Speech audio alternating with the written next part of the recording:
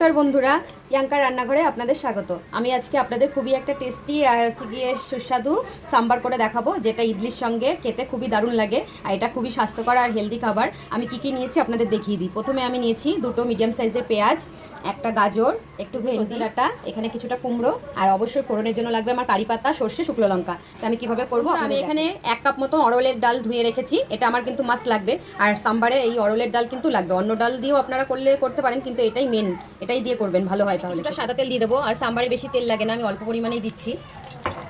ফোড়নে দুটো শুকনো লঙ্কা দিলাম, কিছুটা সর্ষে দিলাম। এবার একটু নাড়িয়ে আমি এটা কুকারেই করবো, আর কুকারে খুব সহজেই হয়ে যায় এটা। ফোড়নটা আমার একটু ফুটুক, তারপরে আমি এখানে কিছুটা কারি পাতা নিয়ে নিচ্ছি, দুটো ডাল, সেটা দিয়ে দিলাম। পেঁয়াজটাকে ভেজে নিচ্ছি, পেঁয়াজটাকে কিছু সময় ভেজে তারপরে সবজিগুলো অ্যাড করবো। এবার আমি যে সবজিগুলো কেটে রেখেছিলাম সব সবজি একবারে দিয়ে দিচ্ছি।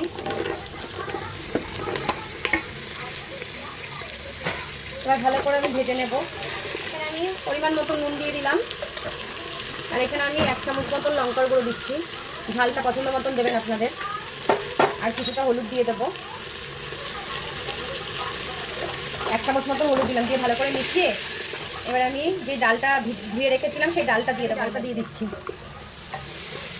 আমি দুটো মিডিয়াম সাইজের টমেটো নিয়েছি, সেটা কেটে নিয়েছি, দিয়ে দিলাম। 2 চামচ মতন আমি এখানে সাম্বার মশলা দিয়ে দিচ্ছি, এটা একটু বেশি দিলে ভালো লাগে।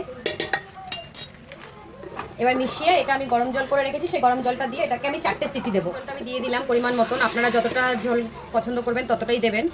এখানে আমি একটু পাতলা পাতলাই করবো, তাই একটু জলটা বেশি পরিমাণে দিলাম। সাম্বারটা রেডি হয়ে গেছে। এবার সাম্বার তেঁতুল ছাড়া তো সম্পূর্ণ না, এই যে তেঁতুলের জলটা আমি দিয়ে দিলাম। এবার আমি চেক করে নেব সাম্বারটা কেমন হয়েছে। বন্ধুরা তোমরা বলো।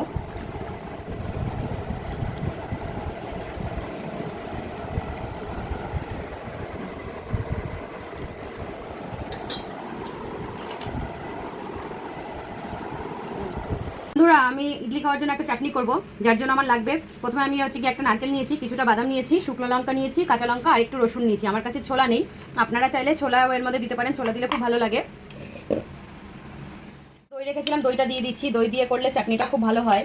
আর আমি কিছুটা নুন দিয়ে দিলাম পরিমাণ মতন, আর একটু জল দিয়ে আমি এটাকে ভালো করে পেস্ট করে নেব।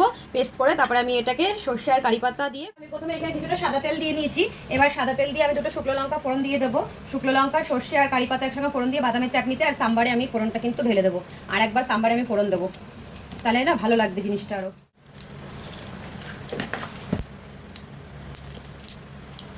লঙ্কার গুঁড়ো দিয়ে দিলাম, দিয়ে ভালো করে মিশিয়ে নিচ্ছি কালারটা ভালো আসার জন্য। এবার এর উপরে আমি ছড়িয়ে দিলাম। এবার মিশিয়ে নিলেই আমার চাটনি ডান। আমি ইডলির ব্যাটারটা করে ফেলি, তাহলে কিভাবে করব, খুবই সহজে। এটা হচ্ছে কি আমরা চাল দিয়েও করব না, আর খুব তাড়াতাড়িও হয়ে যাবে। প্রথমে আমি হচ্ছে গিয়ে এখানে 500 গ্রাম দইয়ের প্যাকেট থেকে আমি সবটা দই নিয়ে নেব, যতটা আমার লাগবে। আমি 400 গ্রাম সুজি নিয়েছি, তার জন্য আমি 400 মানে এটা 450 কি, হ্যাঁ ওরকমই হবে। দই আছে, আমি 2 প্যাকেট সুজি দিয়ে দেবো এর মধ্যে। আমাদের একটু বেশি লাগবে, কেন আমরা সবাই খাবো রাত্রের ডিনার, তার জন্য আমি 2 প্যাকেট নিয়ে নিচ্ছি। এবার আমি দই আর সুজিটাকে ভালো করে মিশিয়ে 10 মিনিট মতন রেস্টে রাখবো। দেখি আগে ভালো করে মিশিয়ে নিই কতটা মিক্সড হচ্ছে, তারপরে না হলে আমি একটু জল মেশাবো। পরে আমি জল ঢেকে রেখে দেবো, আর মনে হচ্ছে এর মধ্যে একটু জল দিতে হবে। তারপরে মিক্স হয়ে গেছে, দইয়ের সঙ্গে সুজিটা ভালো মতো মিশে গেছে। এবার আমি এটাকে ফোলার জন্য 10 মিনিট মতন রেখে দেবো রেস্টে। তারপরে আমার যতটা জল লাগবে আমি মিশিয়ে এটাকে হচ্ছে গিয়ে স্টিম করতে দেবো। আমার এখানে 10 মিনিট এটা রেস্ট পেয়ে গেছে, দই আর সুজিটা অনেকটাই ফুলে ডাবল হয়ে গেছে। এবার আমি কিছুটা জল মিশিয়ে এটাকে আর একটু পাতলা করে নেবো, বেশি ঘন হলে এটা ভালো হবে না। তো আমার যতটা প্রথমে অল্প অল্প করে জল মেশাবো, দেখি কতটা জল লাগে। বন্ধুরা আমার এই ব্যাটারটা কিন্তু এই যে আমার জল মেশানো হয়ে গেছে, এর থেকে বেশি পাতলা করবো না। এবার আমি মেন যে উপকরণ সেটা আমি মেশাবো। এখানে আমি 200 গ্রামের জন্য 2 ইনো নিয়েছি, সেই 2 ইনাও আমি এর মধ্যে মিশিয়ে দেবো।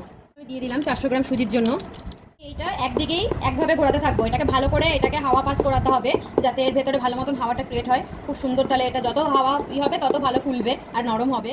এখানে ইডলি সাইজ নেই, তার জন্য আমি এখানে ছোটো ছোটো প্লেট মতন নিয়েছি, এগুলোর মধ্যে আমি এবার দিয়ে দিচ্ছি। দিয়ে আমি এটাকে স্টিম করতে দেবো। প্রথমে আমি বাটিগুলো কিন্তু পুরো ভরবো না, কিছুটা জায়গা ফাঁকা রাখবো যাতে এটা ফুলতে সাহায্য হয়, নাহলে না এটা ভরে উপরে উঠাতে হবে, ভালো লাগবে না। ঠিক এতটা করেই ব্যাটার দেবো।